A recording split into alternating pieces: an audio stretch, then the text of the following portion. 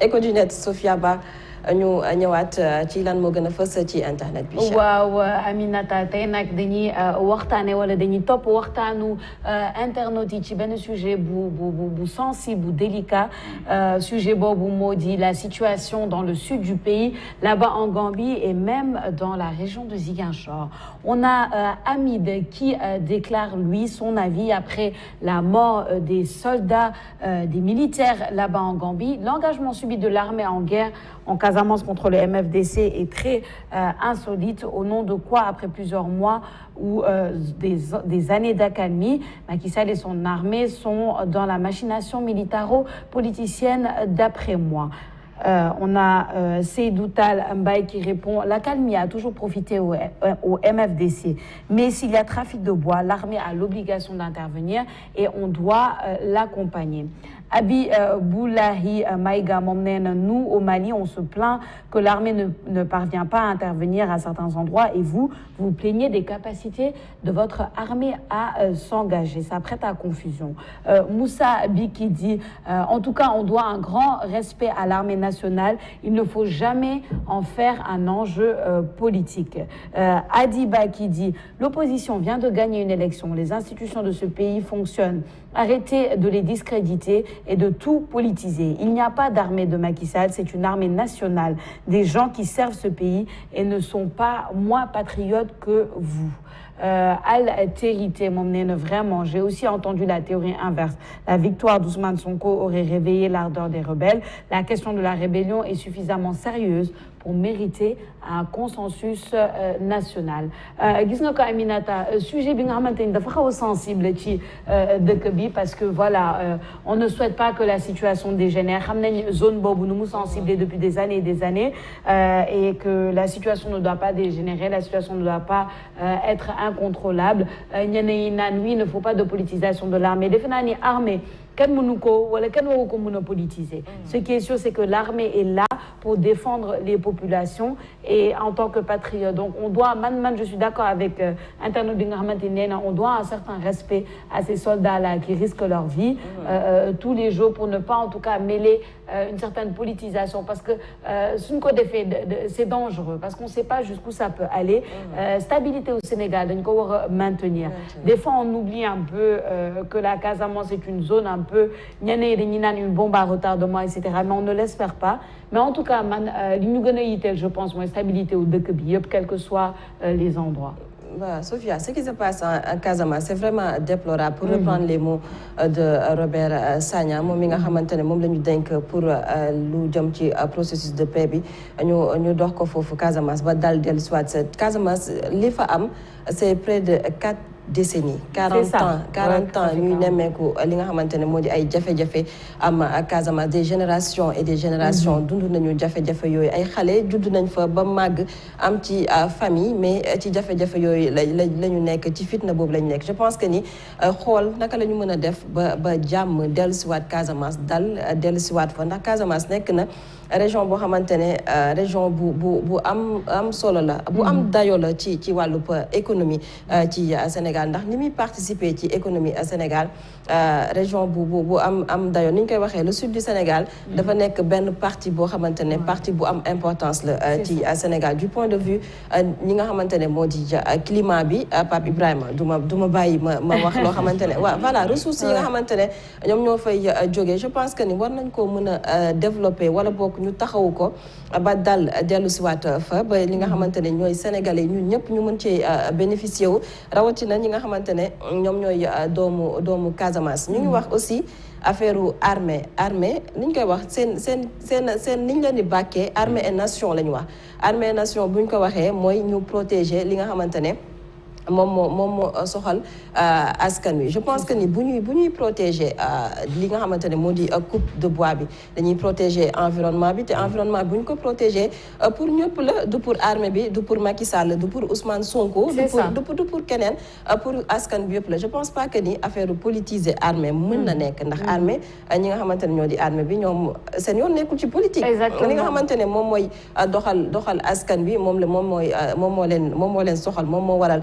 ay doomu Sénégal ay ndaw surtout ñoom jël seen bakken ñoom ñu ne taamu nañ duñu toog ci kër yi dañuy dem armée pour défendre li nga xamante ne moo di seen nation kon nañu xool beneen yoon bu ñu war a mën a jaar pour jël armée bi daal di koy politiser wala jox ko benn nit du armée du armée wu Macky Sall comme ni ma ko waxee sànq du armée wu Ousmane Sonko armée wu Sénégal la armée bi Sénégal la ñuy liggéeyal te Casamance ci biir Sénégal la bokk. Ah oui, il faut pas l'oublier li nga wax dafa am solo Casamance ci biir Sénégal la bokk parce que souvent on l'oublie comme ni nga koy wax c'est comme si bon voilà c'était quelque chose qui nous était étranger te c'est pas étranger ci ñun la bokk on est tous sénégalais donc voilà soo gisee ni sax Gambie dafa nekk ci biir Sénégal nga war xam ni voilà on ne peut pas c'est des gens nga xamante ni ça nous concerne nous tous te ni nga ko waxee ni un conflit bi nga xamante ni ça date de plus de 40 ans defe naa ni c'est difficile de parler de politisation actuelle parce que conflit bi fii lañ ko fekk ñun. 1980 je pense 80 gis nga ça fait maintenant plus de 50 ans fii lañ ko fekk donc on ne peut pas ce serait facile de rejeter la faute de dire non lii Macky Sall lii Sonko non parce qu'ils l'ont trouvé ici. Maintenant dans ça il y a des enjeux yi nga xamante ni ce sont des enjeux actuels yi nga xamante ni on compte sur les institutions les forces de l'ordre pour régler le problème et pour ne pas instrumentaliser loolu warul mën a nekk parce que voilà on parle de vie de Sénégalais yi nga xamante ni c'est important et puis on espère en tout cas qu'il n'y aura aucune instrumentalisation par rapport à cela. Non exactement parce que wax nga enjeu yi d'abord enjeu yu jëm ci wàllum élection yi ça a été réglé dans les urnes. Je pense que actuellement nous sommes tous d'accord de ce qui s'est passé peut-être en Casamance que résultat yi dem na nu mu war a demee et que carte yi leer na ñu nga xam ne ku war a gagné nee na moo gagné ku ñu ko war a ñu leen war a féliciter nañ ko foofu la mën a yem ci wàllum élection yi. Maintenant il faut faire attention quand on parle de la Casamance parce que dafa nekk benn sujet boo xam ne pas tabou mais sensible. Parce qu'il faut ñu def différence c'est pas parce qu'on veut pas parler de la Casamance mais quand lu ñuy wax ci wàllum Casamance dañ ci war a ànd ak xel bu dal parce que dafa nekk zone boo xam ne ak conflit boo xam ne dafa sensible et qui touche par exemple vraiment une bonne partie de la population sénégalaise je dirais même le Sénégal de façon générale parce que Casamance comme vous l'avez dit ci Sénégal la bokk encore une fois et c'est bien de le rappeler et que ñu dëkk Casamance xam nañ ne Casamance ci Sénégal la bokk c'est important boo fa demee les gens savent que Casamance ci Sénégal ils ont cette fierté même de le dire donc parfois il y a des factions yoo xam ne ñi ngi ci def wàllum rebelle et c'est dans toute la région en Afrique te loolu sax day tax li nga xam ne mooy contexte actuel bi actuellement nii Aminata Sophia ñu delloo si waat suñu xel bu baax parce que boo gisee Burkina Faso lu fa xew gis Mali la fa xew gis yeneen gis Guinée gis Tchad lépp lu jëm ci wàllum armée dañ ci war a gën a téey bàyyi ñi nga xam ne ñoo ko ngànk ñu gérer ko c'est la raison pour laquelle hier d'ailleurs le ministre des Forces armées a sorti un communiqué pour rappeler aux Sénégalais que bépp information bu jëm ci wàllum secret défense ak wala loo xam ne dañ ko fësalagul te mu doon armée képp ku ko fësal yoon mën naa dal sa kaw donc c'est ñu nekk ci réseaux sociaux yi c'est important ñu xam yenn information yi nga xam ne mën nañ ko diffuser ak lan lañ mën a commentaire lan lañ mënta commenter bien sûr que nous sommes libres nous sommes tous libres mais liberté aussi dafa am fu muy yam je pense que dem nag bay wax wàllum politisation li nga xam ne mooy crise casamançaise franchement je trouve que c'est un peu déplacé et c'est malvenu c'est malvenu dans ce contexte où nous sommes dans la sous-région beneen bi aussi pour jeexal li may wax mooy xam nga nag Sénégal le problème qui se pose c'est souvent on juge pas les contextes dañuy jël contexte boo xam ne ça date des années de plus de 40 ans boole ko contexte boo xam ne léegi la actuel ça n'a rien à voir la différence coupe abusive du bois dans toutes les régions pratiquement en Afrique wala ci suñu dëkk yi dañ koy jàmmarloo te on a du mal à régler ce problème démb Abdou Ndokour Kàcc Ndaw nekk benn socio-anthropologue Alassane Samba Diop invité na ko démb parce que c'est baax aussi que ñun en tant que journalistes qui sont pas spécialistes parfois ba spécialistes yi waxee ñu valoriser plus spécialistes mu wax moom lu ma gis mu ne ñii c'est juste en fait benn banditisme de survie parce que tey jii armée bi daf leen pousse ba ñu sës ba amatuñu moyen donc c'est normal que ñu xaw a génnaat tuuti jéem a def ay opération pour peut-être am ay moyens financiers mais loolu bu ñu ko defee armée Sénégal foog mu def réponse du moment que Pape Ibrahima dagguma la du moment que ñu ngi wax ne ndax dañuy supposer ne waa MFDC ñoom ñoo def loolu exactement ba pare beneen bi mooy je pense que dafa baax aussi ñu am une pensée pieuse ci famille yi nga xam ne jamono ji seen doom yi kenn xamul ba xam ñu ngi dund kenn xamul ba xam dañ leen téye on sait pas donc plus de responsabilité, plus de calme quand on parle de la Casamance. C'est extrêmement important. Plus de responsabilité parce que c'est un sujet délicat. C'est un sujet délicat. C'est un sujet que la plupart d'entre nous, comme on le dit, on le répète. Donc quand on parle d'instrumentalisation... Parce que Ibrahima Gassama, suñu confrère bu nekk ci Zik FM ñu ngi koy nuyu spécialiste Casamance aussi barki demoon na benn xibaar bu ñu baaxee mu ne lii wala mu ñu fàttali mooy en 2011 aussi am na ay nit yoo xam ne armée bu Sénégal Salif Sadio daf leen téewoon mais par la suite ak ay négociations ba Yaya Jammeh dugal ci loxoom dañ leen libéré après donc newul lu bees en fait. dafa mel ni dafa ñëwaat rek. mais chaque année lu jëm ci wàllum crise bi forcément dinañ ko dégg. wala de temps en temps ñuy ñaan yàlla nag affaire muy gën di yàgg ñu ne ne bañ a di gaaw a dégg mais faut dire que ay attaques ñaanu moo ko yàlla mais dinañ koy dégg Casamance de deful nank du jeex léegi quoi parce que les rebelles sont encore là. Exact, ils sont encore là et puis il faut qu'on fasse attention parce qu'on n'est pas exemple. Xam nga fii Sénégal dañuy naan tout le temps waaw Sénégal concerné wu ci crise ou sous-région bi yëpp quand on voit ce qui s'est passé en Guinée, maintenant au Burkina, au Mali, etc. Ce qui se passe au Tchad, au Soudan, tout ça dañuy naan nous on fait l'exception. Mais exception boobu pour ñu mun ko conserver, il y a des choses à ne pas laisser à la légère. Il y a des commentaires à ne pas faire, il y a des divisions. Je me rappelle des mois passés ñu des personnes qui veulent faire des divisions ethniques fii ci Sénégal loolu amul musul am te warul am fii ci réew mi. On est tous des Sénégalais, on a le cousinage à plaisanterie nga xam ne ça nous permet de vivre ensemble en stabilité en communauté. Donc il faut aussi il faut pas qu'on crée des divisions. Même si Sophia, quand on voit par exemple des alertes, il faut oser dire que il faut oser dire, je suis d'accord. Parce que de temps en temps aussi oui il y a des signes. Il y a des signes. Il y a des signes. Est-ce que vous avez ces signes? Mais de temps en temps à travers la presse, à travers les commentaires des uns et des autres, parfois aussi il y a certains dérives yoo xam ne daf ñuy permettre ñu ne ah ñun finalement kat on n'est pas si exception que ça. Oui, on doit faire attention. mais chaque fois nag dinañ gis ci situation bi nekk ay comme ni ñu koy waxee ay brebis galeuses. waaw loolu la quoi ñoo xamante ne ñoom ñoo mën a conserver li nga xamante ne moom la ñu gis wala moom la ñu xamee benn dëkk chaque fois nag dina am ñoo xamante ne dañuy génn gaam comme ni ñu koy waxee. non dëgg la et man je suis d'accord avec ce que tu dis Piné. Je suis pour la dénonciation de ces choses-là. xam nga ni nit su ñëwee def par exemple des déclarations on l'a vu des déclarations qui divisent. On va pas rappeler le fait, mais dañ koy dénoncer, on dit que ça, non, on ne veut pas de ça ci Sénégal. Mu ngi noonu. Bon, un sujet un peu plus joyeux, c'est la CAN, joyeux pour le Sénégal en tout cas, parce que le Sénégal est toujours en course pour la CAN 2021 fële ci Cameroun. Il va jouer son prochain match, comme on le voit ci tweet ou Adama John, Total Energy AFCON. Le Sénégal rencontrera la Guinée équatoriale le dimanche 30 janvier 2022 à 19h et ce sera au stade Omnisport Amadou Ahidjo de Yaoundé, comptant pour les quart de finale de la CAN 2021. Alors, Gorundar Momnen, donc cette CAN, ce n'est pas pour les équipes qui ont réalisé un premier tour presque parfait, on dirait. On a ensuite Apines qui dit, et ça nous rassure, nous particulièrement. Gorunda qui répond oui, en tout cas pour le moment. Et Demba Diop qui dit, nous avons chance en tout cas ci Mirbi. Aïda Mben qui dit, donc cette CAN-là est pour nous. Alors, Aminata, est-ce que cette CAN est pour nous ou pas, Pine? En tout cas, on est toujours en course. Bon. On est toujours en course. C'est la CAN de toutes les surprises. Un géant comme le Nigeria s'est fait éliminer. C'est ça, Algérie. Date 2019 et hier, la surprise, la Côte d'Ivoire. Oui, Côte d'Ivoire. La Côte d'Ivoire qui est partie face à l'Égypte. Mais éliminée pas par n'importe quelle équipe. Non, par l'Égypte. Il faut le dire. Aussi, la équipe qui a gagné le Bari, la Coupe d'Afrique des Nations. Nous avons une compétition.